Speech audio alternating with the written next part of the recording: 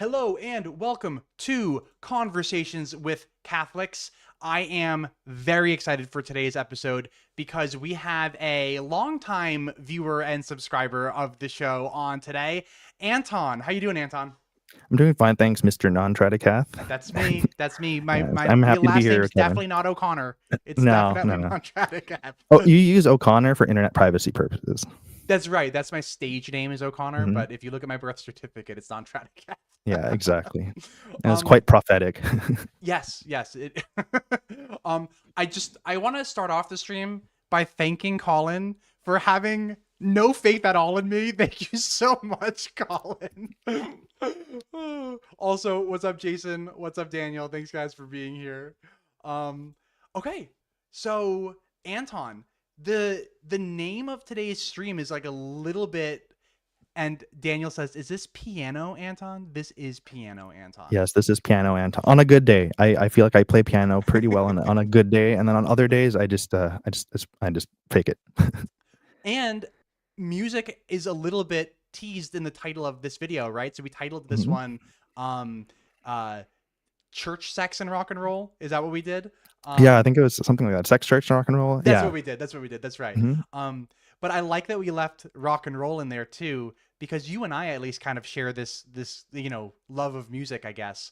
Um, so I know that the stuff that we're going to touch on today is going to be a little bit of church, a little bit of rock and roll, and also we might hit on some sex stuff, but as it not as it relates to church teaching and Yeah, uh for sure. We're not going to get too degenerate over here. no, it's Yeah. gonna be a wholesome discussion. Just Hmm. maybe if you are 11, for I know I have a ton of 11-year-olds who are subscribed to me, so Hmm. maybe tune out if you're 11, but otherwise you should be good. And Colin says faith in Kevin is an unreliable pathway to. Hey, listen, I was less than 5 minutes late today, and I think that means that I was on time. I'm pretty sure that's YouTube laws, but anyway. I'll also um take some of the blame, being a Filipino heritage. We're running on Filipino time, so Oh, well, so. all right. So, Anton, um, I've got a whole list of questions for you. I know that you had some topics that you wanted to touch on, but Hmm. just you and I know each other, but my audience doesn't know you too much. So, how do you feel about maybe just spending a minute kind of telling us who you are, and then maybe in particular who you are with relation to like religion and with in relation to music too. Those are kind of the two parts of your background that I'm particularly interested in. Yeah, sure. And as I go along, feel free to, like, if I drift too far in one direction, feel free to, like, steer me. But yeah, hello everyone. I'm Anton. I was born and raised in California. Life has definitely taken me a number of different directions. So most of my school and work has been in Canada the last 5 years, and I'm in Iowa right now, where my wife is just kind of taking a year off to sort some things out. But yeah, I am. I'd still say I'm Catholic. I'm not. I'm certainly not a saint. I'm working on a number of details. It's been a slow burn of 10 years of just sorting through a bunch of things. But yeah, I was born in. I'm from Sunnyvale, California, and I grew up going to Our Lady of Peace, which is a pretty well known parish in the Silicon Valley. It's one of the more traditional leaning Novus Ordo parishes. Very much Novus Ordo, with so much traditional Latin influence in its DNA, and I think it sticks out for that reason, because we are surrounded by, I guess you could say, your more run of the mill, easy go lucky. And I don't mean that in an offensive way. I just mean, like, Novus Ordo has a very specific vibe, and I think Our Lady of Peace kind of really hit an interesting sweet spot, because it is a very vibrant and very active parish. Like, pews overflowing through all the Sunday masses, daily confessions, and stuff like that. So there's a lot of pre-Vatican II stuff kind of still in its DNA, while still being a Novus Ordo parish. But yeah, in terms of faith, I would say that I I try to label myself, but then sometimes I feel like I accidentally imprison myself if I get too serious about labels. But I'd like to say that uh, to borrow some language from Jordan Peterson, who I kind of have a love-hate relationship with in terms of his content. Like, I think he says some really interesting things about psychology and literature, and then he goes off on politics and culture war stuff, and I'm like, come on, Jordan, what are you doing, man? What are you doing? But he says interesting stuff, interesting enough stuff that I like to tune in and just kind of tickle my brain a bit and see if he can get me thinking in more interesting ways. But yeah, to borrow his language, I attempt to live as if the central tenets of Catholicism are true, and that's easy in some moments and kind of feels absurd in others. And I'm still kind of working through that. So I kind of stumbled on your channel sometime last year when I think this whole deconstruction thing just kind of accelerated for a number of reasons. So timely. Yeah, I mean, I think your point about Jordan Peterson is pretty interesting too. I know a lot of Mhm. people who talk about Jordan Peterson as if he is this force that is like radicalizing people, as if he's this Yeah. force that's taking a whole bunch of, secular, irreligious young men and then turning them into religious zealots. Hmm. And I don't know anybody who has been radicalized by Jordan Peterson personally. That's not to say it can't happen, but it does. If you actually listen to what he has to say, by and large, a lot of it seems kind of atheistic, frankly. Like the way that he talks about religion to me is considerably less religious than somebody like if you go listen to like Bishop Robert Barron or something like that. Yeah. Yeah. Jordan Peterson Hmm. always stops short of ever actually like saying like no, God definitely does exist. He's always like, well, who cares? I'm gonna Yeah. act as if it's true anyway. Yeah, the act as if it's true, and like that meme going on is like, what do you mean by God? What do you mean by do? What do you mean by believe? Which like I appreciate the intent to like really understand the terms you're dealing with, but then sometimes he kind of becomes a meme. But it just shows that he's human, He which is is. cool. Yeah. So I feel like Jordan is cool if no one puts him on a pedestal, because he sometimes will say some pretty atrocious things. Yeah, he does. He ventures outside of his specialty, Mhm. and then he's and even frankly sometimes in his specialty, like I don't know if you've read 12 Rules for Life. I read it and just remember being very confused as to like why was this book like 400 pages long? Like this really could have been like Mhm. 50 pages. like Yeah, like each he's rule could really have been fond of those like long prepositional phrases instead of a singular adjective. Yes, yes. And there was a whole lot of stuff in there about like lobsters and stuff like that that like Mhm. really kind of just didn't need to be like included in the book. And it Mhm. was all like he was making metaphors out of things. It was like my brother in Christ, you could have made this metaphor in like two Yeah. pages, not 20. Yeah. Colin says I could talk about him for hours. Yeah. I think a bunch of us could. For whatever reason, we all have very strong opinions about Jordan Peterson. But so, question for you then. Sure. So, um, I know that I feel the same way about labels. I think that they can be constricting, like rather than providing clarity, sometimes they don't provide clarity and they just kind of Mhm. provide constraint. But it's hard to communicate without labels. For And sure. you did say something to the effect of, I think one of the first things that you said is, I still do consider myself Catholic, Mhm. which I think is like a kind of a funny but a very honest way of Mhm. kind of describing yourself. Can you maybe unpack that for me a little bit more? um and I guess what I'm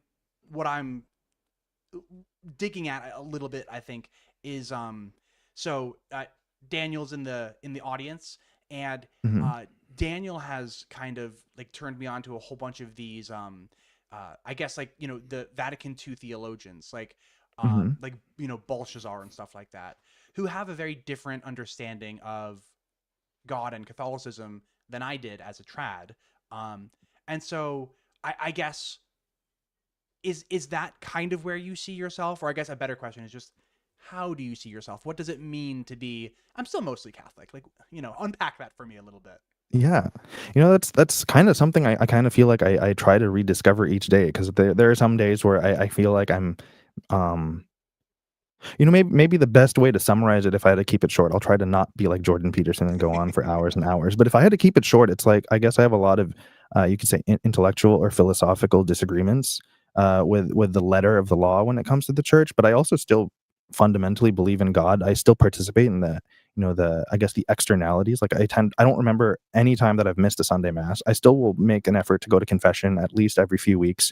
Not I'm not particularly saintly. I don't pretend to be. I'm trying to be a better person in whatever way I know how. And I guess the language that I use to describe God or try to relate to God is still very much Catholic. And I think it is kind of, maybe you mentioned in a bunch of your videos about like there's still that culture of Catholicism that flows through me. And no matter what kind of disagreements I might have with it, that's not something I could shed. It's like as part of me as like my family's bloodline in the sense. So maybe in a way I kind of my favorite analogy when some of my non-Christian friends ask me like, well, what's going to mass like for you? And I kind of feel like it's like attending like the weekly family brunch, and you have a drunken uncle who sometimes says some really inappropriate things, but he means well, and he has the best intentions, but he might say something kind of, insert something phobic,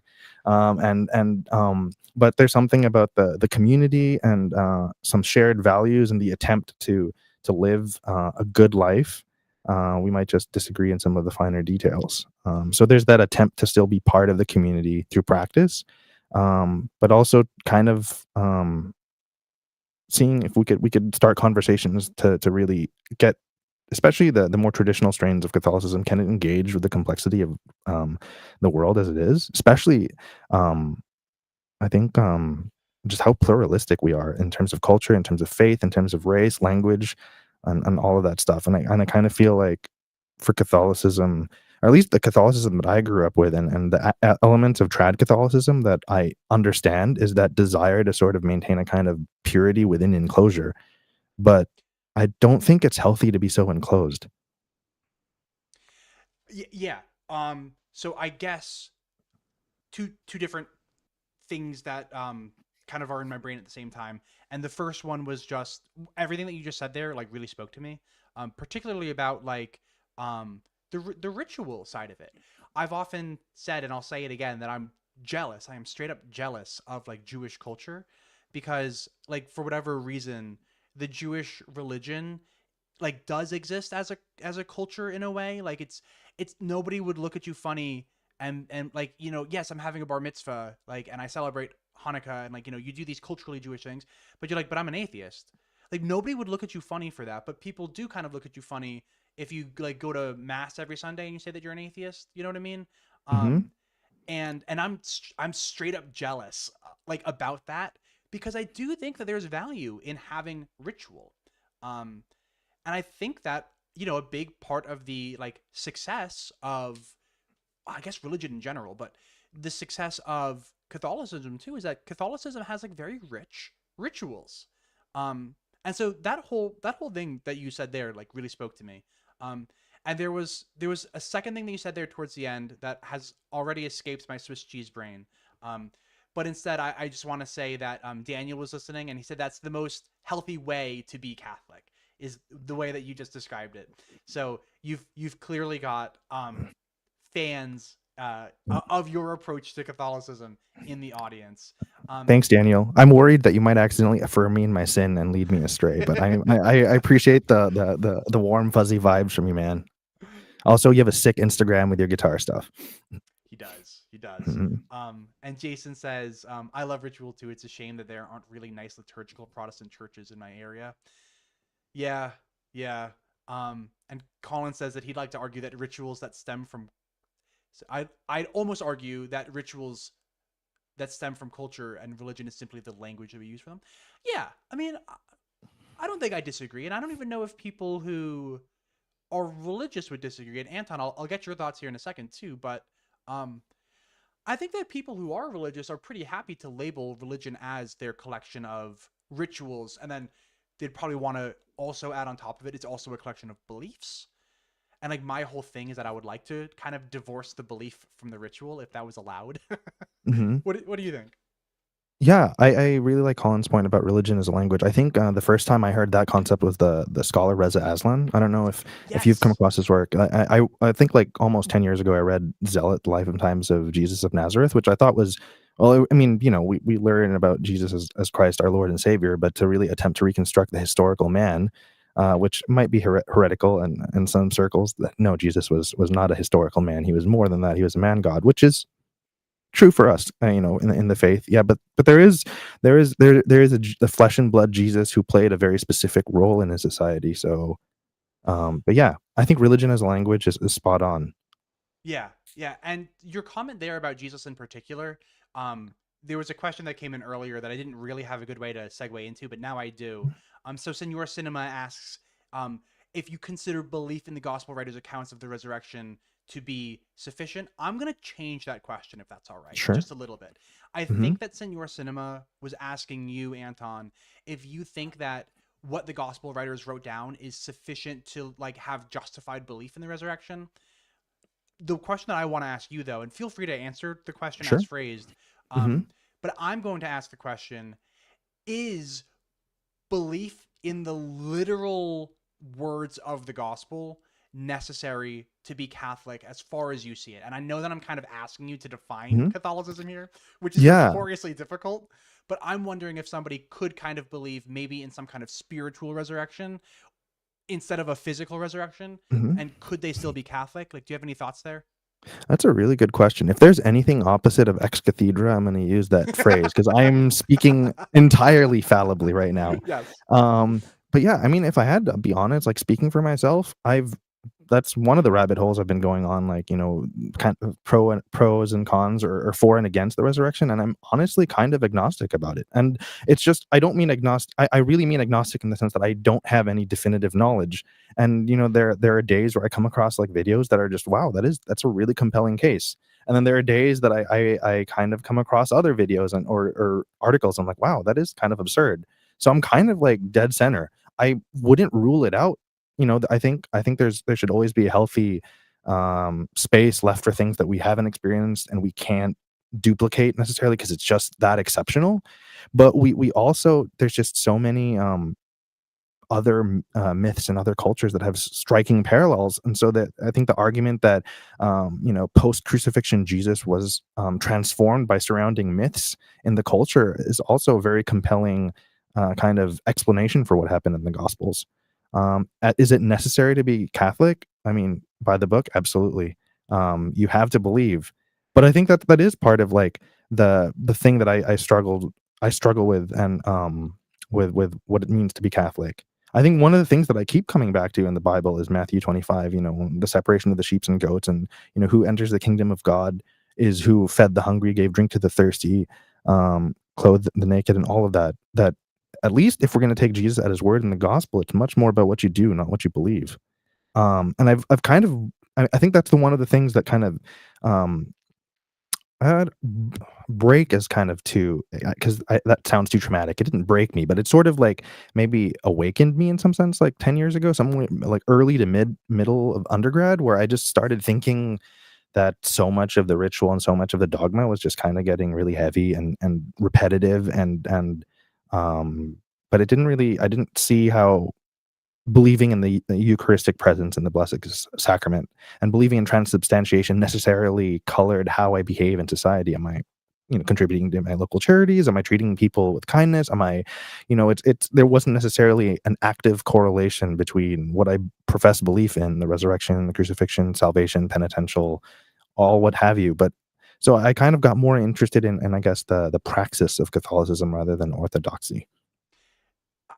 The whole point that you just made about the praxis instead of Mhm. orthodoxy, I think, is a really valuable one. And I do want to highlight a comment from Daniel that says, I think Mhm. we need to distinguish between physical and then more theological bodily in terms of the resurrection. And I think that's a really good point, too, because I think that a lot of more traditionally minded Catholics will point to um, like past statements that might make it look as if like the bodily resurrection is mandatory.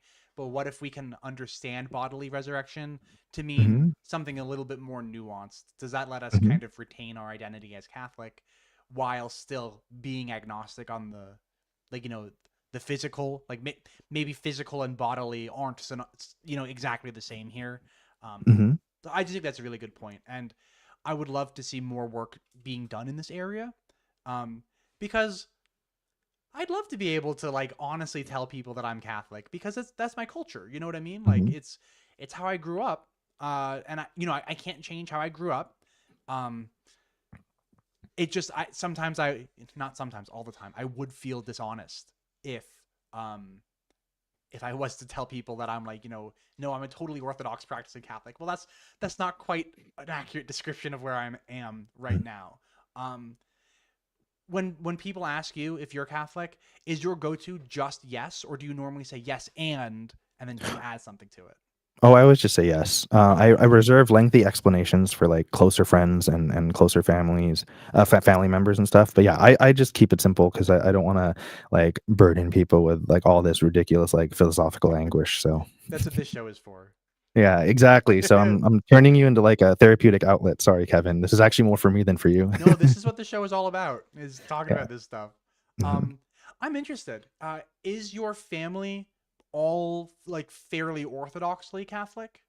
Oh yeah, for sure. My Okay. immediate family, my mom is, my dad was, he recently passed away, so he's but he was, I think so much of like my immediate family they are Catholic, and I think it's just it's a big thing, I guess, kinda similar to you, like, you're Catholic, but you're also Irish Catholic, and for us, it's like we're Catholic, but we're also Filipino Catholic, and we have a lot of that in our culture because of Spanish colonization. Yeah. So there's so much of that even like you could say that the least Catholics of among Filipino people are still very Catholic just because it's so built into the culture. They don't even really need to be well read in like the catechism of the Catholic Church and know all the different councils.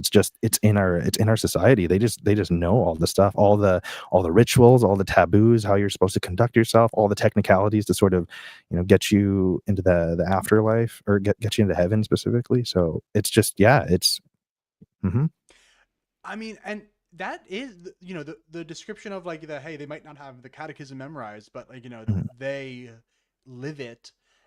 That's probably a pretty accurate description for like most Catholics who've ever lived, if you think about it. hmm Um, I don't know if like you guys ever said this or if this was like only a trad saying, but there was a saying at my church that went something like, you can foster a medieval sense of piety by completely ignoring what's going on in Rome. And I think the idea was like, no, like be in your community, like um, practice your Catholicism at the church that you attend, and kind of don't worry too much about what's going on, halfway across the world in Italy. You know what I mean? Um, and I think that attitude is probably what Daniel said earlier. Is probably like a very healthy attitude to have. You know, I would assume hmm anyway. Yeah, I'm not some paragon of mental health, but um, Colin says it's interestingly, I've heard calling yourself Catholic as only a cultural thing is common in Ireland. See, this is why I need to go to Ireland to do research. It could be a tax write-off if I go there and I say that I do research for my YouTube channel. I don't know if that's true, but I'm going to do it anyway. But I think the people who honestly hesitate to call themselves Catholic are probably people who really either got so deep into it and left it, or something along those lines. Like I feel like the more you really study um kind of what's involved, and you sort of realize like how all or nothing it can be, and then you kind of realize the stakes of calling yourself Catholic versus non-Catholic, because there's definitely a lot of people that I know in my friend groups that they're more chilled out Novus Ordo types, and they're just totally and even among some of my cousins that are a bit more chill, they're totally fine, not stressing out about all the finer points. Yeah, they're just Catholic, and it's and that's a really good point. hmm Like I've got, like my wife's family has some people who call themselves Catholic. Um and sometimes I'll say something just to my wife, like I don't say this like to them or anything, but I'll say like they don't even go to mass on Christmas and Easter. Like hmm why are they calling yeah, they're themselves not even Catholic? CEO Catholics. Yeah.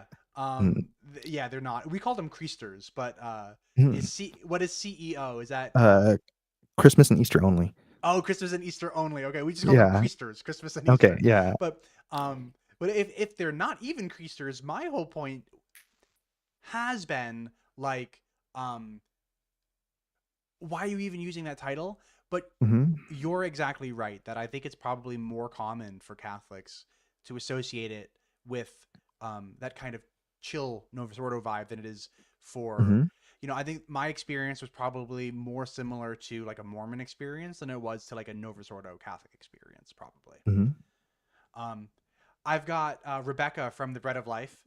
hmm Bread of Life is a great show. So if you're not subscribed to it, go subscribe to Bread of Life. It's a non-Catholic Christian show. But Rebecca has a question. What would you say, or so would you say that you have a relationship with God? I think I know the answer, but I'll let you. That's a really good question. I kind of feel like relationship with God is such a stereotypically Protestant phrase. I mean, I'm sure that that was and still is dropped. That phrase, relationship with God, still dropped in the pulpits. But as I've been really trying to think about that because that's a phrase that comes up so much in discourse about Christianity. But I think like even as a kid, like my concept of what it was to be religious was really about like all these rules you had to follow to live a well ordered life and to sort of live those rules and profess those rules and kind of stand up for the truth. So it was almost maybe it was almost like I don't know, like being part of a political party or something. It never necessarily felt gushy or cheesy. It was this like solemn duty that I had to carry out. So if maybe the closest thing that I could say in terms of a relationship with God is I still like look at nature, look at the stars, and have this sense of wonder and awe. And it might be like such a basic argument, like the first cause argument. But I think that is one of the things that still would prevent me from letting go of some fundamental belief in God or a God or a creator of some sort. Is just the awe from nature. Um, and I know some people will say that like that music inspires a sense of faith. Um, I'm still trying to find the language for how I would describe my musical experience, but I would certainly say it's like such a high level of ecstasy that maybe that people who have a mystical relationship with God experience something on that wavelength. But yeah, I guess I kind of danced around your question without necessarily saying yes or no, but I guess it's not really a yes or no answer for me. Yeah, hey, not every yes or no question can be answered with a with a yes or no. Yeah. Um, you used a phrase right there where you said solemn duty, Hmm. and that struck me. Oh, and actually, Jason says duty is a great word to use. Um, and as soon as you said it, I was like, wow, solemn duty is a really good expression. I think particularly for a lot of Catholics, probably. Hmm. Um, and I do think that what you said about the relationship with God is a fairly non-Catholic Christian, a Hmm. Protestant way of phrasing things. And solemn duty is It's probably it's a very more Catholic because I Catholic. mean, I don't wanna accidentally misrepresent non-Catholic Christians, but I feel like the stereotype really is it's about belief. It's about, accepting, Christ's atonement for our sins, and you sort of give yourself over to him and have a relationship, but they don't necessarily have all of these technicalities that Catholics do, you know? I don't think they're worried about, like, making a confession at least once a year, more frequently if you're serious, that, you're supposed to avoid communion if you're in a state of mortal sin, and you're all of these like metrics that you're supposed to use to judge kind of, are you on the straight and narrow, are you even technically allowed to call yourself Catholic, or have you unknowingly excommunicated yourself because of some heretical thing. I think we're kind of, I don't know, would you say, I mean I sometimes feel like Catholics are more likely to walk in eggshells about a lot of things. Yeah, yeah. Um, Rosemary just brought up a good point, saying that the Catholic culture is kind of foreign. So a relationship with God is kind of foreign to most Catholics.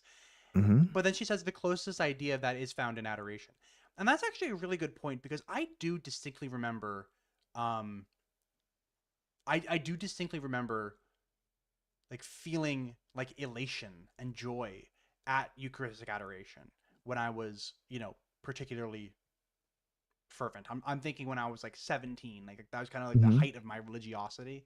Hmm. Um, and so like maybe I would have described it, although in my very trad Catholic way, I probably would have rejected anything that smelled like Protestantism back then. Yeah, But those savages. and Rebecca says, "Yes, we are all about the personal worship. Hmm. You are." And Rebecca owns it, and she loves it. And sorry that this all so alien. I think so. Rebecca has been doing. I don't want to call it like a deep dive necessarily, but she's been introduced to the world of Catholicism. I think a little bit more recently. Rebecca and I were talking, and I think a lot of this Catholic stuff is just really shocking. Rebecca, is that right? I mean, let me know if you disagree that shocking isn't the right word. Um, but I think that a lot of this stuff, it's funny, the Christianity is such a broad spectrum, and there's some truly alien things to Catholics that are not alien to Protestants, and vice versa.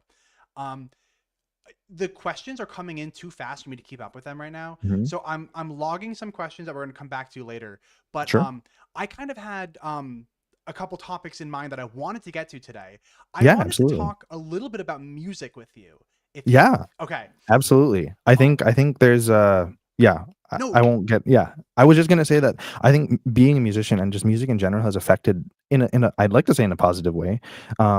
But it's changed so much about how I see the world, how I see faith, and at least speaking from the point of view of a classical musician, there's so much overlap because I've inherited speaking as a pianist, I've inherited this sacred text that I have to interpret and I have to make come alive for audiences. And I kind of feel that that's not so far removed from someone who has to read a Bible every week to their congregation. I think that's a really interesting point. And I think there's probably also, and I might be reaching a little bit on this one. And for those of you who don't know music theory, bear with me. Um, but there are these ideas about music theory that kind of started in like the Baroque. Well, they probably didn't start in the Baroque period, but there were these rules that really became solidified a couple hundred years ago, right? 200-300 years ago. And those rules, like you can't move in parallel fifths and stuff like that, Hmm. are taken as gospel by musicians up until a certain point. Um, and that to me, if you look at music with this like really rigid rule set where like you can absolutely never move in a parallel fifth or something like that, I think that that is probably synonymous in some ways to like a very radical traditional Catholicism where or maybe I should even say like a very strict biblical literalism where you're not willing to budge at all.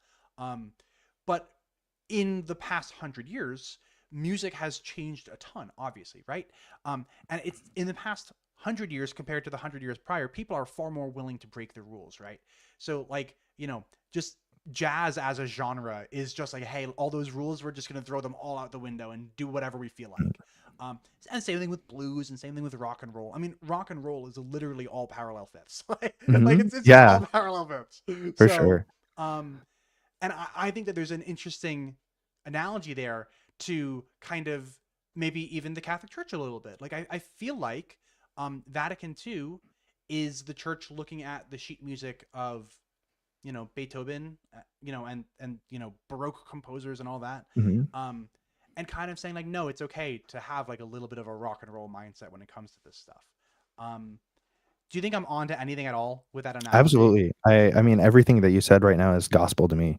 I'm telling you, All like, right. it would be cool to work more like music themes. Well, just because you are a musician yourself, but there's such a rich like reservoir of analogies between music and religion. And kind of on your point, I agree with you. Jazz and rock and roll are kind of breaking rules and also uniting cultures because jazz is essentially taking a Western European idiom but infusing it with African American spirituals and blues, Latin rhythms, and so it's really is in some ways the most American thing in the sense of being a melting pot. And it's like Absolutely. I think even if our country goes down the way Rome did, and maybe in even more glorious a fashion, jazz will kind of be like people's fond memory of us. At least we had something to give to the world. Hey, and hey, I happen to like jazz a whole lot more than I like most. Like when when people will ask me like, who's your favorite composer and stuff like that, I normally say like we're asking the wrong questions. We should be asking like who your favorite like, jazz pianist is and stuff like that. Like I much prefer, and that maybe that's just me, but yeah. And another thing that I was thinking about too with regards to music is um kind of the so I think you were in the live chat of the conversation that I had with Mark a week or two Hmm. ago, where Mark and I both broke out our guitars and we were talking about like non-diatonic Hmm. notes within music. Um, what do you think about the whole point that I was trying to make was that um, music isn't quite like math the way that you might think it is if you don't know about anything beyond like the 12 diatonic notes kind of. What do you think about that whole thing? Do you think that music is like math? Like do you think that music is created or do you think it's discovered? um what's your opinion on that whole thing? Yeah, that's a really huge topic. I kind of lean towards what you said. It's music is something that we're culturally conditioned to appreciate. I remember having one of my ethnomusicology professors kind of say that the cliche is music is the universal language, but she actually said, let's be more precise. Music is a universal mode of expression, but that mode takes different like shapes. Like you said, some places we use quarter tones and microtones and stuff, but for us in the West, we use 12 distinct tones, Also, I think in the West, the vast majority of our music is really either in some form of double or triple time. But Indian music, for instance, is more rhythmically developed, and they'll use prime numbers, so they're not like they won't avoid like sevens, 11s, and 13s per bar. It's just they're more rhythmically developed in how they compose.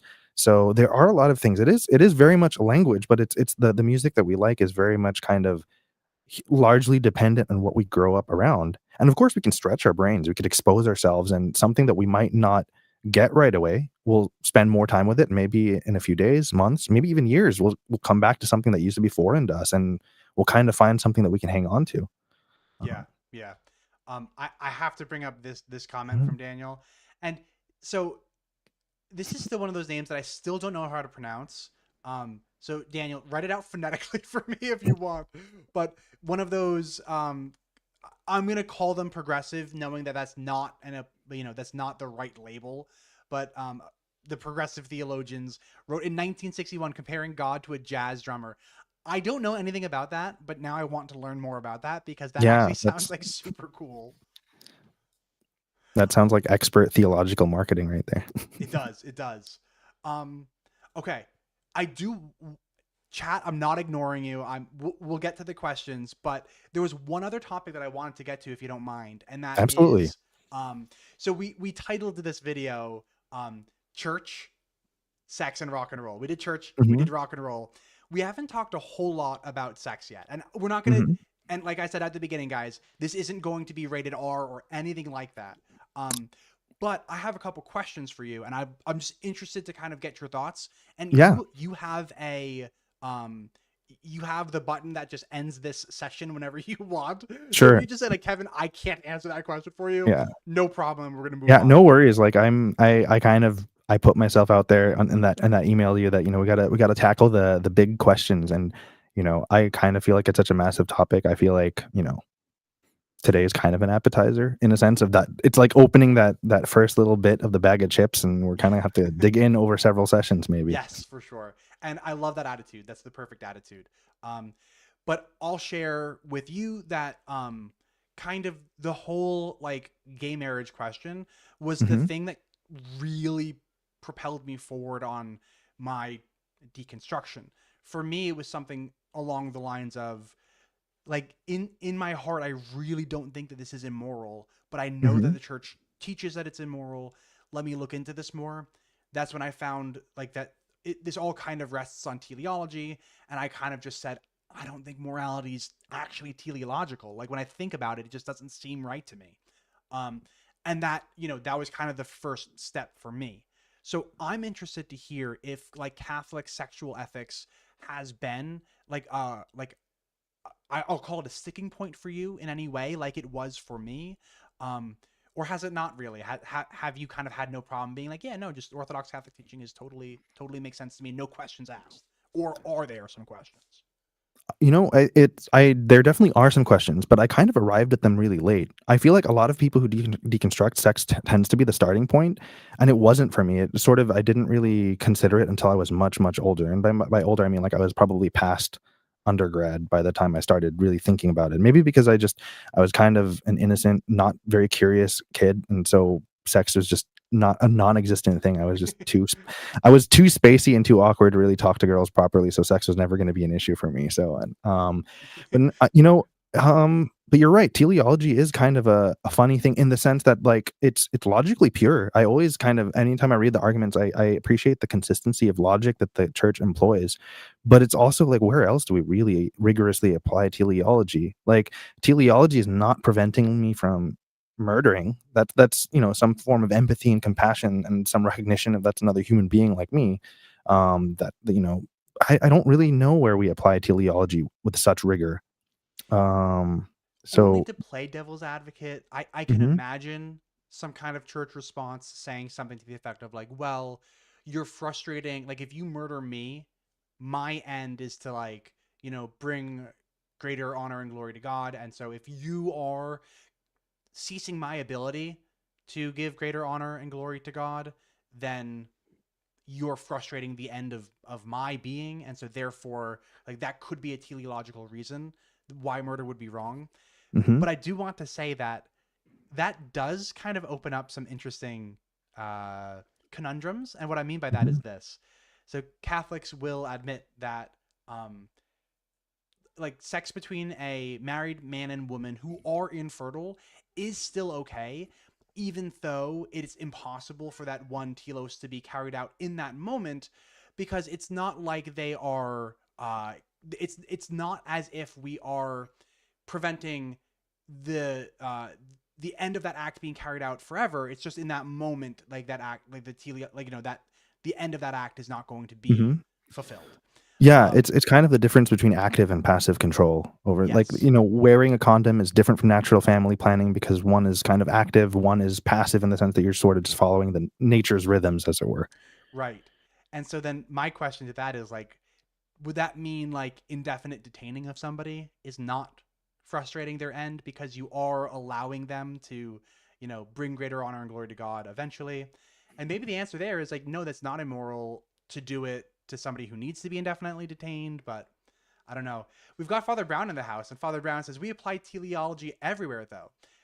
Father, if you wouldn't mind listing a few examples that are outside of the realm of Catholic sexual ethics, I'd love to talk about them, and maybe we can like wrestle with them on the stream. That'd be cool.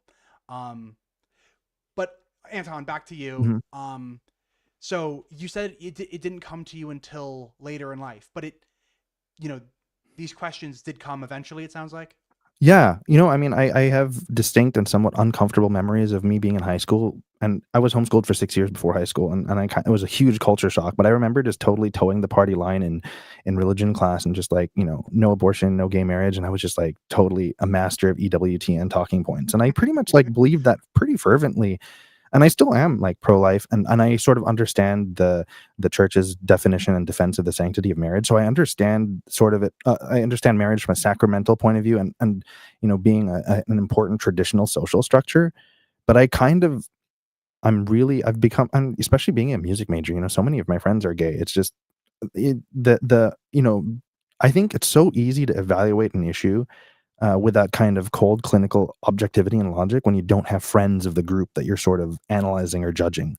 But the moment that these issues become so humanized because you're dealing with your friends, your colleagues, they love the same music that you do, they love the same video games and movies, and you just share so much, and then you realize that I don't know, like, intrinsically disordered is kind of brutal language for, a mode of affection that I might not understand because I'm kind of a vanilla straight dude, but it's just it's such a it's kind of it kind of strikes me as kind of a bad faith assumption to say that someone's way of loving is intrinsically disordered. And I think that brings the other question, which I don't have answers. I'm the dude with all the questions and no answers. But Same. because it's one of those things where, yeah, I mean, teleologically, it's hard to argue against the church's description and understanding of sex. I mean, it's all sound, but I think the thing that kind of almost defines humanity is that we're all kind of I don't know, we're more than just our biological function, and that's kind of the thing about it that's paradoxical, and I might even say beautiful. Some people might disagree, but yeah, it is like sex is this strange thing in because we have this ability to turn it into something more than just the biological imperative. Like it is a way of, like, it is a space that people express um, you know, deeper union and affection with one another. And yeah, we could totally, like, sort of desecrate sex in the sense of treat it as a disposable item and sort of um I don't know, I'm kind of running out of words, but yeah, we could certainly treat it as like something that's maybe debased of its value, but it is an outlet for us that's more than just procreation. And that is something we sort of have to reckon with, that it's not just procreation. Yeah, I'm going to say this may be insulting to my Catholic friends, um, but I think that the view of sex through this teleological lens is evidence of the fact that the people who are coming up with these things are not the people who can have sex because they've made vows of celibacy. Um, like I just don't think that many people view sex as like this is for making babies and that's it. And to be fair too, Catholics don't say and that's it. They admit that there's a secondary telos to the act. However, notably, it's important that fulfilling that second end and only that second end does not make the act permissible if you're Hmm. frustrating the primary end of the act. For Um, sure. and I And just also don't. credit, yeah, like credit to Theology of the Body that they just improved the discourse so much. Yes. Um, I think that the the theology of the body types are um, taking necessary steps in the right direction. I think that there are many steps left to be taken though before. Well, I don't know if the church is actually interested in getting me, and that's not right either. I was about to say that the church isn't interested in getting me back, and that's not right. Of course, the church wants me back, but um, the church wants me to come back to it. The church doesn't want it to come to me. If that, you know what I mean? Mhm. Like, you know, the church isn't going to change their teachings just because I say, please change your teachings, Yeah. Catholic Church. And I understand that too. I'm not, I'm full of But I think myself, but I'm not I that full think of the myself. reason why it's such a hot topic, and the cliche is you just left the church because you want to sin. I think everybody, no matter what your denomination, even Muslims go through similar, or ex-Muslims would go through similar rhetoric, and rather than shying away from it, what if we really do lean into that and sort of just analyze that, and it usually, when people say you want to sin, the strong implication is it's some form of sexual sin. And I think what really separates it and what really kind of makes the sexual ethics so unique is that it's people who leave the church over sexual things. It's not like they want to go around committing murders or taking hard drugs, or kind of do some kind of crazy political scandal or financial embezzlement. I think the reason why sex is such a sensitive topic is that because it is, there's this sense of like, it's almost like you're allowing the most personal elements of your lives to sort of be dictated and choreographed by some people who are, they mean well, they have the best of intentions, and ultimately all these priests and theologians, they want to get people to heaven, but I think there's also this intuitive sense of like my personal space of romance and affection and expression is being kind of violated, almost like you're telling me what I can do, how I can do it, what's right. And I think that's why it's such a difficult thing, that it's sort of like you've taken something so personal, and it, because of the nature of the topic, it's become this wedge between you and living a life of faith. Yeah. And I think that the people who do leave the church over these reasons, like me, I mean, do I count as leaving the church over gay marriage? Yeah, I mean, maybe.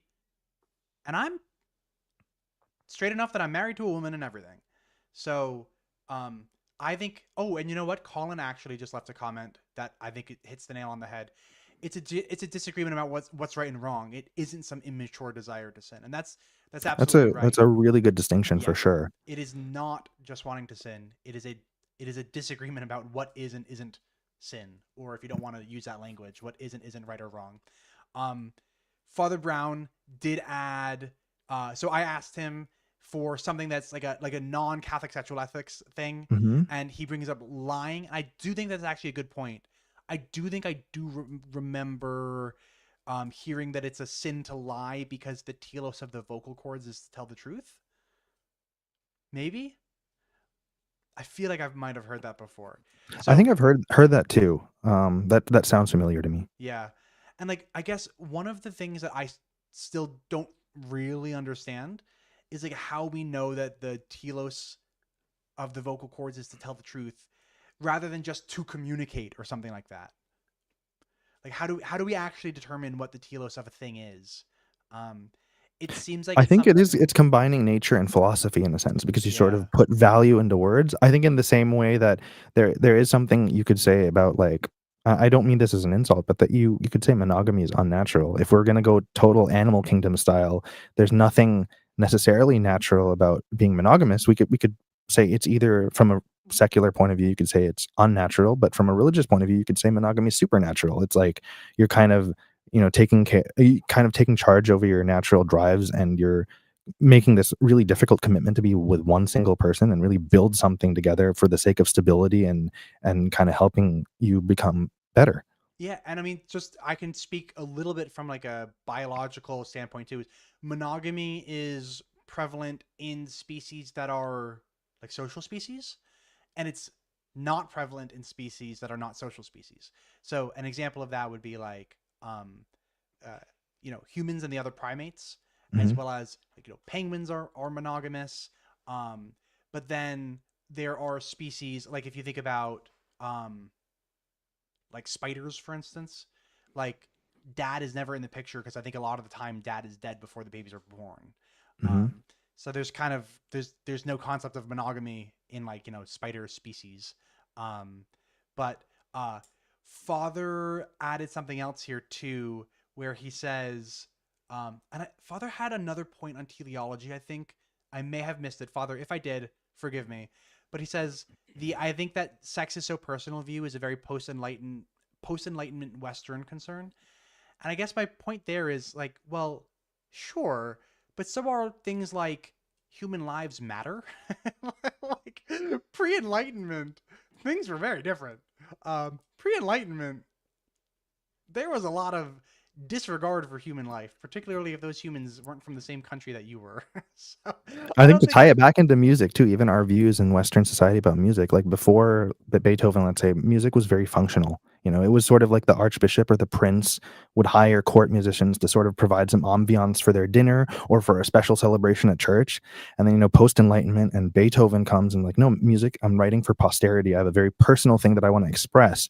And sort of without that shift, we wouldn't have music that's centered around people. You wouldn't have the Beatles, the Eagles, Queen, Pink Floyd, and all these bands. You would just have rock music in general that serves a specific function. But yeah, I think our attitudes about these areas of our life kind of shift with these big philosophical movements. yeah, I agree, and I don't think that's a bad thing that human priorities change over time. Um, Not to get super philosophical, but that may speak to a non-realist point of view. And earlier in the stream, Dave Paulman was here saying, "Has Kevin brought up nominalism yet?" No, and I still haven't, Dave, and I'm not gonna, not today.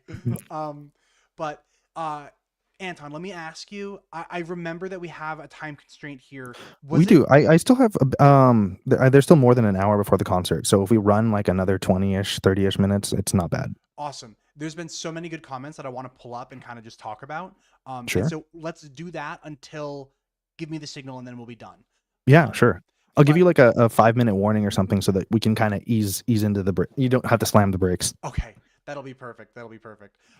So I saw this one earlier, and I didn't bring it up when Rebecca commented it, but it was just very funny. And Rebecca is so nice too. So please, nobody read this with any malintent because Mhm. she's legitimately the nicest person you will ever meet. If you doubt me, go to her channel, watch 10 seconds of any video, and you will see that she's the kindest person that you've ever met. But she says the strictness of trad Catholic experience is shocking and, in her opinion, wrong.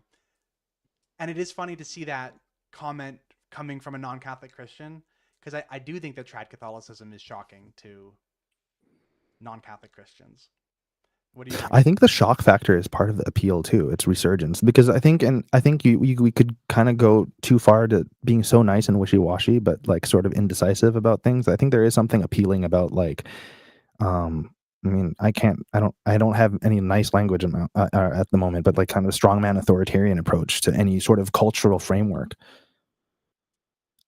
And what you said at the beginning too about how like the shock factor is part of the appeal is absolutely right. I think that some trad circles are attracting people who are contrarians, and so they view the shock factor as a feature, not a bug. First, and Hmm. obviously I'm painting in broad brushes here, and obviously this doesn't apply to everybody. um, but I think in particular this applies to like the terminally online trad Catholics who are constantly posting. So I have a video on the Spanish dictator Francisco Franco that's coming out tomorrow. I'm super um, stoked, man. I'm super stoked. and I think that some people approve of the Franco regime partially for the shock factor as well. I'm convinced that part of it is kind of just like LARPing to be like, oh, look how edgy I am. Certainly not all. I'm sure that there are legitimately bad people, Hmm. within the ranks, But hey, Catholics will be the first to admit, no, like there are legitimately bad people among our ranks, and they'll point to Hmm. somebody like, oh, I don't know, Judas Iscariot. So I know Yeah. that I'm not venturing too far off the beaten path there to, you know, to say that there are at least one or two bad Catholics out there. But um, Jason brings up a very, very good point. Sexuality is not a small part of us, it's a big part of us. Trying to suppress it is suppressing ourselves.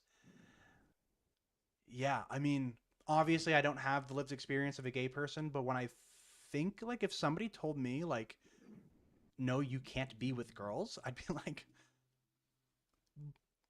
but I love one. Like, what? Um and like it quickly becomes personal for me when I think about it in terms that affect me, you know what I mean? Um and I feel like it should be like, if we have empathy at all, it shouldn't be difficult to feel empathy, right, for those who are affected by these, Catholic sexual ethics. And so I'm always very concerned by the people who, they're not just like accepting of Catholic sexual ethics, but they're kind of gleeful about Catholic sexual ethics. And they use like real, like the language that you were using earlier, like intrinsically disordered, and you can almost tell that they're like happy that they get to call somebody intrinsically disordered, and that just really um, disgusts me. I was trying to find like a nicer word for it, and I kind of Yeah, forgot. I mean, it's true. I mean, to be fair, like I know that the Catechism of the Catholic Church is very explicit about treating everybody with compassion, but I feel like everybody just kind of stops at intrinsically disordered, and then they just use that as the hammer to sort of win the dialogue, so to speak, or win the argument. Because at least on paper, I know that this might, uh, I think in the mainstream it would be controversial to say that the church's teaching with regard to sexuality is not bigoted, but it's worded in such a way that it's easily weaponized for bigoted behavior. But because teleology in and of itself, and a sort of a sound scientific argument of the understanding of the function of sex, there's nothing bigoted about it. But I think when you're using such strong language, it lends itself to be weaponized for bigoted purposes. Well said, well said, and sorry for the cat break there. No um worries. I love pets. I'm more yeah, of a dog person, but I've certainly appreciated cats in the last couple of years. I was a dog person, and then I married a Hmm. cat person, and now I'm a cat Hmm. person. So, but also my wife and I travel like a lot. Hmm. Um, so we're going up, we're traveling up to the Northeast in 2 days. Um, and like dogs are like a lot harder than cats in that sense.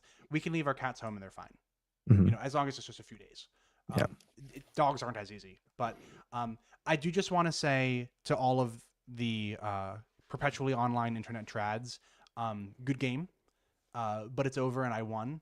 Father Brown agrees with me. Franco was based as an ignorant take.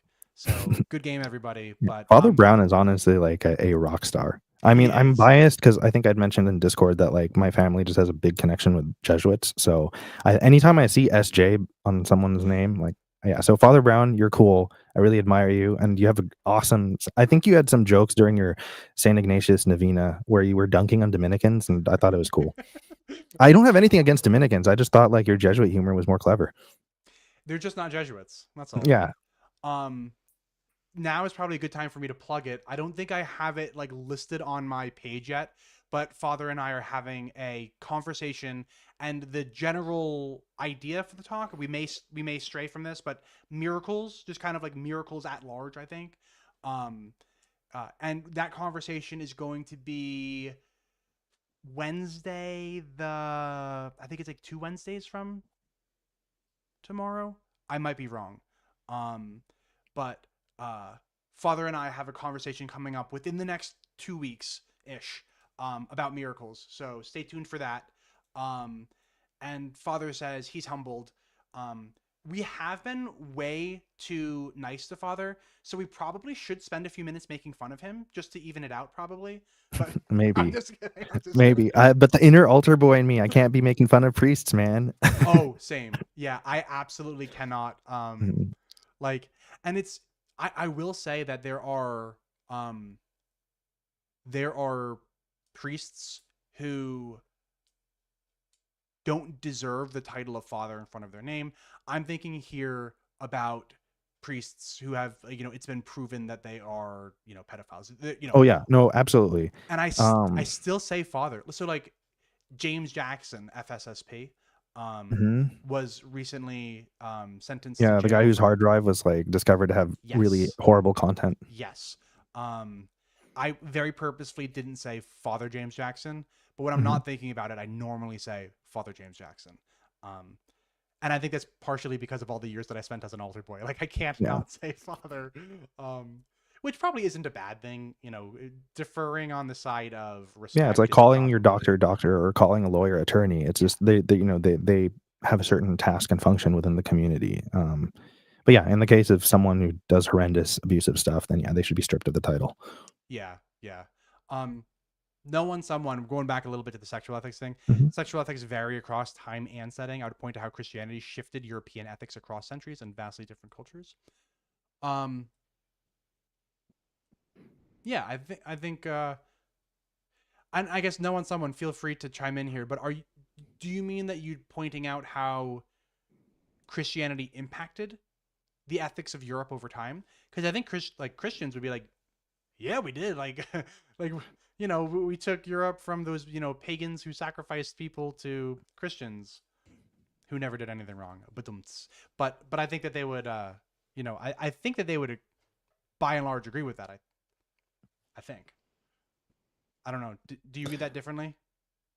I think no, that's a fair reading. I was trying to look into some stuff like kind of rationalizing St. Paul's pretty harsh and strident sexual morals and criticizing things at the time, and I think it makes sense for his context because he was kind of surrounded by a bunch of really hedonistic and at times abusive Greeks and Romans. So I think the natural reaction would be to like, sex is scary, sex is abusive, it brings great physical and emotional harm. So let's just like kind of keep that thing on a leash, stay celibate, get married if you really can't stay celibate. So I think it's such a natural reaction. I think he sort of had to go the opposite direction because, uh, you know, free spirited bacchanalia was probably not really compatible with sort of the Jewish sensibility at the time. Yeah. Yeah. Well said. Um, So Anthony says just because it's from the past doesn't mean it's good, and that's for sure. Um, Anthony also had a question from earlier that I'm forgetting that I flagged. Let me go grab it. Sure. But while I'm pulling it up, I'll paraphrase it. It was something to the effect of, Anton, what's your take on original sin? Oh, here it is. Can you explain why? And I'm going to phrase this differently. So the question Sure. as asked is, can you explain why original sin is just? Why is humanity punished for an ancestral sin in a story that has dubious historical accuracy? I'm going to rephrase the question and say this: what is your take on original sin? Um, That and mhm. is it important that Genesis is like literally history to you? So that's how I'll phrase the question. Cool. So I'm gonna insert my this is completely the opposite of speaking ex cathedra. So Okay, very noted. fallible in here. But yeah, that's I've also like that's something it's one of those things like you probably feel the same way. There's just so many things from childhood that I just took at face value and just never bothered to question. And it's just only recently that I've sort of thought about like, wow, yeah, we really just our default setting as Catholics is that we're born flawed, and sort of we're running kind of with the odds against us. I mean, to paraphrase Christopher Hitchens, it's like we're born sick and commanded to be well. Um, and yeah, it is kind of something that I don't really have a I at the I think the most generous way that I can kind of understand original sin from my own subjective experience is just I think we just all have some intuitive. I think all cultures have some intuitive sense of we have a tendency to be selfish and want to preserve ourselves, and that causes harm to those around us, and it kind of fractures the community when we sort of can't live with the kind of compassion and consideration of those around us. So there is a sense of I don't want to say brokenness or sickness, but there's just I think we have tendencies that are not conducive to constructing a healthy and happy community. And I think original sin is one of the ways that we sort of maybe summarize it within our theological framework that we're born with a certain pridefulness or a lack of love. Right. I think one of the strongest descriptions of evil is the privation theory. I don't necessarily think it's completely without holes, but it's definitely the strongest one that I think that the church has put forth. So I think there is this. But yeah, I is it just like as a concept? Isn't it also a later development? Like I think it wasn't until Saint Augustine proposed that, right? And I think there was even this. I don't know how accurate it is, but there's a meme that it's transmitted through um, like conception. And I think he literally, to put it crudely, I think there was a translation of something Augustine wrote that like original sin is stored in the balls. It's absurd, but I think someone did a literal translation of Saint Augustine said that original sin is stored in the balls, and then the moment that marriage and family happens, then it's transmitted through the procreative act. That's really funny. Yeah, I've never heard that before. When you yes. said that Saint it's a Augustine, forgive me if I misrepresented you. I mean, in your so you could totally be right about this, and even if you are misremembering, it's really Hmm. funny to read some of these like really ancient saints. Like I'm talking about like Hmm. 5th century and earlier and stuff like that, because they have some pretty crazy notions. Like even like Saint Aristotle, the Hmm. the the saint from the BC era. I make that joke sometimes because the way that like trads talk about Aristotle, but Yeah. um, he said something like the telos of mud is to bring forth eels because he didn't know that like he didn't know what's that term for like when life arises from non-life. People used to believe that, like they used to think So that like yeah. flies just kind of come from like decaying matter and stuff like that. Like Hmm. Aristotle thought that like eels just slither forth from the mud. So he's like, Hmm. yeah, so mud's telos is to bring forth eels. So Yeah. fun Big brain fact. science. Yeah, big brain science. um Daniel says, respect, compassion, sensitivity need to be emphasized, and intrinsically disordered needs to be dropped. Well said. Yeah, well said. One quick comment, because I feel like I forgot to address the second part of Oh, Anthony's question I'm about so sorry. no worries, just the historical accuracy, how important it is. Um, you know what? That's the short answer is I kind of just took it at face value as a kid, but it was interesting that high school religion class was the first thing that introduced the notion that not everything had to be literal history. So I'm my position on the historical, the ancestral sin. I don't necessarily think Adam and Eve are historical. I kind of feel like they're a story that attempts to diagnose something that we inherently know that we're flawed creatures and we're trying to build a better society and we're trying to commune with the divine. And I think that it's less it's less about the literal events and more about what that story attempts to gesture toward, which is some recognition that we have some work to do. Yeah. Um, I'll add just 2 cents of my thoughts. Um, and that is that I remember trying to kind of like wrestle with original sin, and then trying to understand it in a way that was a little bit more like maybe naturalistic, in the sense that like, well, what if original sin just is the fact that humans aren't perfect or something like that. Um, and I remember like discussing this with particularly Catholic folks, and they were pointing out things like, well, if that's the case, then it seems like whatever, like, Jesus died so that we wouldn't, like, so that we would be able to erase original sin, right? Because original sin wasn't. Am I talking out of my butt here? I might be. Was original sin like before, you know, 2 AD, or well, 30 AD? Um, did did like a Jewish baptism remove original sin? Where's Father Brown when you need him? Father Brown, let me know. I might be completely making that up, um, but there was some point there about how like original sin needs to actually be like original sin in order for like Jesus' sacrifice to make sense. I'm probably butchering the argument, but I remember it being convincing when I was when it was Hmm. presented to me. So I mean, kudos to the Catholic Church. Like within the system, they really are pretty good about maintaining purity of logic within the system. Um, that's one of the points that I make a lot on my church. Well, I try to anyway. It's that like I think that a lot of Catholics and non-Catholics kind of wind up talking past each other, because the Catholics kind of have like a couple, I'm not going to call them presuppositions, but like on the, moral realism versus anti-realism question, they have an answer. On the nominalism versus realism thing, they have an answer. About mereology, they have, and then once you assume all those things, it's like, okay, now we're good to go. But if you question one of those things, I feel like people wind up not, like they talk past each other. mhm. Um, and then two quick comments that are related. Not exactly, but let's add it to the list to discuss. Thanks, Father. Yeah, just don't listen to me. I clearly don't remember these It's arguments. okay. We're both not speaking ex cathedra, so we're good. Well, I'm definitely not speaking ex cathedra. But then Daniel says, so Anton agrees with Benedict XVI on Adam and Eve. And yeah, um, I I do have a great deal of respect for this. Like, I'll call it like a post Vatican II movement within the church for being willing to kind of um, grapple with the more poetic elements of Scripture. I'll put it Mhm. that way, and to do so on the grounds of poetry rather than on the grounds of history, which is how I was raised. Um, so, um, let me. There was a whole bunch more questions, but I'm also keeping my eye on the time. Do you want to give Sure. me the few Yeah, minutes no, that? I'm good. I can still do at least another 10-ish minutes or so, Okay, 10-15 minutes. And cool, yeah. cool, cool. Um, no one, someone says Christianity emerged from a set of people expecting the end of the world that has shaped how it changes various questions around sexuality. And I think, Anton, were you talking about this a little bit earlier when Paul was talking about, like, if you're going to burn with lust, fine, get married? Yeah, I think yeah, there's that sense of anticipation. I think there's even that line. I don't remember which. I'm a typical Catholic. I'm not like Protestant. I can't quote the Bible verse for verse. I know general this is and that's about the Bible, but I don't know my verses. But yeah, I think there's that line that even Jesus says, like, some of you will not see another generation before this world like passes, but for something like that, right? Oh, Yeah, whoops.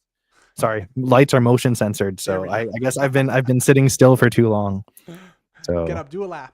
yeah, exactly. That was just a little Halloween thing, the room I'm in is haunted. Seasonal, I like it. Um, Yeah. um, so no one, someone brought up something very interesting that I'm just not really going to be able to speak with any intelligence about. I would point to, and I'm probably not going to pronounce this right, but Brinsing Amen as an example of how Christianity and polytheism were handled infidelity. I have a podcast recommendation if you want a polytheistic view of sexuality. Look at The Sacred Flame. I will look at that. That's interesting. Yeah. Have you ever heard of Brissing on Mm, Men? no, I haven't, but Yeah. I'm insatiably curious, and I spend too much time on YouTube killing time, so so yeah, I'll definitely check it out. Cool. Daniel points out that as soon as you started talking about the end of the world, that's when I don't know, it was a the sign world from went above. dark. It was. It was. Um, Rebecca said, "Thanks for the kind words, Kevin." And now I'm gonna have to make fun of Rebecca too. So Mhm.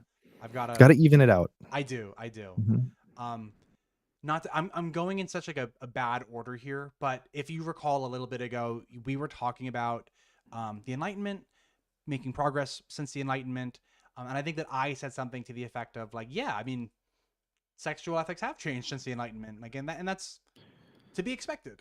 And so Father says, I agree that things have progressed since the Enlightenment. I'm just saying that you can't dismiss the church's concern with sex because we in the West are just over it, you know? And yeah, I Yeah, agree. I'd agree with Father Brown there for sure. Yeah. Um, Um, an appeal to popularity is an informal fallacy. And so if we're just saying like, hey, no, you know, it's popular in the West today, therefore the church is wrong. Like, well, that's not, that doesn't follow. yeah, for So, sure. so yeah, My understanding of, like, for instance, the sexual revolution is it's an overcorrection of a pre-existing problem. Like, everything was so repressed and Victorian, maybe in the decades or centuries that followed it, but then people kind of went buck wild the opposite direction. And I absolutely agree with Father Brown that there are some legitimate criticisms about a culture that might tend to treat sex like something disposable and transactional. Like, I think that goes so far in the other direction where um I don't know, I think this is a James Bond quote, but like it's like you're treating people as disposable pleasures rather than meaningful pursuits. And I think the church has a lot to say about, especially the language or the theology of the body, about treating people as ends in themselves and loving the whole person, and sort of recognizing the sacredness of the intimacy and the sacredness of the body. So yeah, you definitely don't want to, treat it like garbage. yeah, yeah, for sure. Um, when we were talking about sex earlier and stuff too, Colin pointed out that monogamy is a specific cultural value. Lots of cultures are non-monogamous, and I now that I see that Colin wrote that, I actually do remember learning about this in school at one point. But I have to admit that off the top of my head, I don't like remember like a list of non-monogamous cultures, but I do know that they are out there. I do know that. So For sure, there's even something that I would call soft non-monogamy. That it's not so much that polygamy is explicitly promoted, but it's more that having extramarital affairs is not stigmatized as much as you'd think. Really? That it's sort of it. I mean, at least it's kind of a sad reality. I don't know so much now, but at least in my grandparents' generation in the Philippines, like it was almost like expected that the grandfathers were sleeping around. Wow. It was yeah. I don't know completely why, but it's just it was sort of this yeah, and it's a sad double standard. Like the guys were allowed to sleep around, and it was sort of like it was almost like if you weren't saying yes to the women that were flirting with you, it's almost a challenge to your manhood. So there is a kind of it's not that polygamy was promoted, and in the Philippines is it's weird because it's very Catholic, but at the same time there's this cultural element of like you got to prove you're macho, got to sleep around. I don't know what it is now in the present culture, but at least there was definitely a lot of that in my grandfather's time. It's funny that you say that because I feel like every Catholic culture has their thing. They're like, yeah, no, we're really Catholic, but we're willing to compromise on this one thing. Hmm. In Ireland, famously, it's drinking and getting very drunk. Like Yeah. in Ireland, it's just kind of like yeah, we're all really Catholic, and we're all confessing the sin of drunkenness every week, Yeah. probably. Like To be that fair, was Jesus did turn water into wine, but he did. Jesus was celibate for his whole life. So I think Irish people have a leg up in that argument. But I do just think it's funny how like it seems like every Catholic culture kind of picks their thing that they more or less turn a blind eye to. You know what I Hmm. mean? So we're So all cafeteria Catholics. We yeah, can't escape. yeah, it's I guess we're all human. Um, Rosemary brings up something interesting. So, and to be clear, I don't think that Rosemary would actually say that teleology is like an accurate description of reality, but she says if I were to pick a telos for sex in humans, it would be that it forms the complex social bonds that we need to have a complex society. It's the same telos that we observe in dolphins and bonobo culture, those weird monkeys, I think. Right? Is that a bonobo or a bonobo? I don't know. Whatever. Um, but yeah, I mean, I and I'll be interesting to get your thoughts on this, Anton. My thing about teleology is that teloi, which is the plural of telos, are going to be completely causally inert. I know that Aristotle listed teleology as the fourth and final cause, but frankly, we can describe the universe without needing teleology. And because we can, you know, by Occam's razor, I think that we should just not posit the addition, like these additional entities, these teloi. Hmm. And if that's the case, then great. All that we've done here is admit that they are totally causally inert. But if they are totally causally inert, that means that their existence and their identity is going to be completely unfalsifiable. So the task of determining the teloi of any kind of act is going to be quite literally impossible because of the causal inertness of teloi. And if that's the case, then yeah, go ahead. Say that the teloi of sex in humans is procreation. Or go ahead and say that it's actually not procreation, it's forming the social bonds that we need to have the societies that we do. And I can see arguments on both sides in the sense that, like, I can see the very clinical, like, well, that's how you make babies. There's that argument. But then there's the other argument, which perhaps is more compelling, but that, I may be showing my biases there. Um, and uh, this would be something to the effect of um, sex causes people to get together such that they have the kind of bond that is suitable for raising children. So even people who are gay, they might not be having the kind of sex that literally creates new life. However, they are creating the kind of union that is amenable to raising children because it generally it takes two to raise children. So if you do have that kind of bond between two people, and then also this is why we see gay animals is because if a straight animal couple dies, it oftentimes in these social species like penguins, gay couples will adopt their children. So I can see I can see arguments on both sides, but my whole thing is that I don't think that we're barking up the right tree with teleology at all. Um, what do you think about that? Yeah, I mean, I think, like I think I'd mentioned before that like your streams always strike me like make me feel like I'm auditing a university class. So I feel like I always learn something new. Like I don't think I ever heard of what was it, mereological nihilism and nominalism until I started listening to you. So and teleology for sure. But yeah, I basically agree with everything. Pretty much, I agree with the spirit of what you said. I think my brain is still chewing in a few things that you threw out there. But yeah, Yeah, you're um, way too kind for calling it like auditing a college class. I would say like yeah I know that I think the church's teleological understanding of sex is very much based on the premise that the world around us is comprehensible, and if we kind of sit and listen and watch nature, it'll sort of reveal itself to us, which I think is a very noble perspective on the church's part. But I just think that I think that to like, let's say, to abstain from something's ultimate telos, right? For whatever one reason or another, whether you're a straight couple making conscious decisions not to procreate yet, or you're a gay couple that's not able to procreate in that way, that not achieving the final like the telos of something, it kind of, it's like things escalate quickly when you say it's like a gravely immoral thing.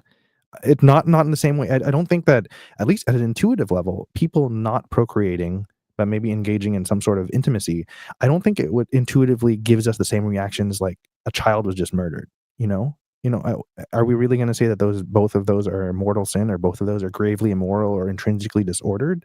And I feel like there is an intuition that they're not of the same gravity, and yet they sometimes are, depending on who's having this conversation. They might be of equal. They'll land you in hell, or they'll land you some form of excommunication. Well said. Well said. Um, I you've got to get going in a minute, I'm sure. Yeah, let's say that right now is the 5 minute warning, I'd say. Perfect. Okay. There's a really important point that Father Brown brings up. Um, bonobos give me the chills. I don't know why. So do chimps, kind of. It's like the uncanny valley. And then he adds, watch a chimp smoke a cigarette. Creepy. I Wow. couldn't agree more. I'm Hmm. terrified of all of the non-human primates because they're way too human. Especially like if Hmm. you look at their eyes, like they Hmm. literally have human eyes. Hmm. Like it's like I look at them and I'm like looking at another human being and I'm like, oh, this is weird. Like I know that you're not Yeah. human, but like you might as well be. Hmm. So It is anyway, crazy. It is. Yeah. yeah, I think that's creepy. Um, I don't want to get too deep into the weeds on like on Teloi and stuff like that. And it's possible that I used the wrong word with entity. I don't know exactly what being an entity entails, but what Teloi would be are abstracta as opposed to concreta. So I was using entity just to mean anything that is either abstracta or concreta, which would just mean everything that exists. Perhaps that's not what entity means, but teloi would be things that actually exist, right? They have to actually exist if we're going to be talking about them like in any kind of like truth making sense. Um, and so uh, if they exist and if they're not concreta, then they must be abstracta. And they're not going to be concreta, right? Because concreta are things like me and you, and pens and guitars and pianos. Um, but something like a color, like most people who are realists would say like colors really do exist, but you can't ever like be like, oh, I found it, like here it is, I'm waving the color red in front of you. Like no, it doesn't work like that. Why? Because colors are abstracta, and people who are realists about teleology are going to think the same way. Teloi are abstracta. So sorry. um yeah. Colin says that they're properties, so they have discrete reality in the same way that length and width do. Yeah, that's a good way of thinking about it. Yeah. um Oh, no one. Someone says that he's going to join the Discord so that he can answer some questions around polytheism. We do Cool. discuss polytheism like a little bit in the Discord, and I never do a good job of plugging it. Um, You Anton, don't plug polytheism. You're right. You never no, I plug meant my polytheism. this plug my Discord for me because I don't do a good job of it. Yeah, no, so Kevin has an awesome Discord with a bunch of different channels. I think there's history, politics, memes, or witting memes, videos and stuff. That's So there's a number of different like subgroups within the channel, and it's all a good time. We have a variety of perspectives. We've got people who are well versed in I guess, kind of what the church officially teaches. Some of us are in the middle. We try to be faithful Christians and have a lot of questions, and then there's some that are currently outside the church in some technical fashion, but we all kind of engage in good faith. And I think if we can't be all of the same faith, we can at least all be of good faith. I think that's what the world needs. I really like that. Good faith. Um, I think that if there's one comment that I would like to end on here before I hand it over to you, Anton, for just Mhm. kind of like, any closing thoughts that are coming to your brain. um, Daniel says we can definitely retain Catholic principles and update our specific applications. um, you know Cheers. here's my here's That's a here's my cheers to celebration. that. Next time I Cheers. gotta have a Guinness. But yes, Oh, cheers to hey, that. and hey, if you, there you go. We'll Mhm. cheers our I got a black water non-alcoholic bottle, drinks. so There you go. Um, Mhm. Anton, I had an absolute blast today. We covered a lot of important ground and we took a lot of questions. Um, do you have any kind of thoughts that you'd like to end with? Sure. I had a lot of fun too, Kevin. I feel like we were just starting to get our gloves off. I So if know. there's time and space in the future, I'd love to hop back on your channel Absolutely. if you'll have me. It's really fun. I think that kind of maybe to bring a little bit of what do musicians have to do, and I think we have to be good listeners. And I think in that sense, I think whether you're listening to music or trying to develop some kind of better understanding of faith and non-faith, I think we all gotta in a time of extreme polarization, especially on the internet, let's all just listen and we're at some fundamental level, I think we all really want, the same thing. We're all shooting for love and unity of some form. So I think just more listening and more conversations to kind of end on a cheesy note. Hey, I didn't think that was cheesy at all. I thought that was fantastic, and Mhm. what a great note to end on. So, Anton, thanks for coming on. Everybody in the audience, Yeah. thank you, Awesome. Father Thanks, Father Brown, Brown. I look thank you, forward to your episode. Rosemary. Um, oh, and Colin is actually saying that he'd love to chat with both of us sometime. Um, let's we can totally do a stream with the three of us on it for like a Yeah, panel I'd discussion. I'd be down, honestly. Like this stuff is fun. I think, yeah, it's I just think so yeah, too. That's why I made mhm, my channel. for sure. I'm too lazy to do it on my own, so I'm gonna depend on your labor, Kevin. I'm happy to do the labor. This is fun, and I get so much out of um, having conversations with you, with people like you. I always learn something something new, and I think that um, I think that the church needs more people like you, in the sense that you're really you're willing to radically wrestle with these ideas that I don't see everybody being able to wrestle with in such a radical way. Um, and I think that if we had more people like you in the church who are more willing to do the hard work, um, I think that we would see a church that, I mean, for one, I think would attract a lot more people to it. And just for another thing too, I think it would just be a far more empathetic church. Um, and that's something that I would love to see. So I just wanted to say thank you, Anton, for coming on. Um, this has been Thanks for great. having me, Kevin. It was really fun. Awesome. All right, everybody. This has been Kevin Non Tradicath with Anton, and until next time.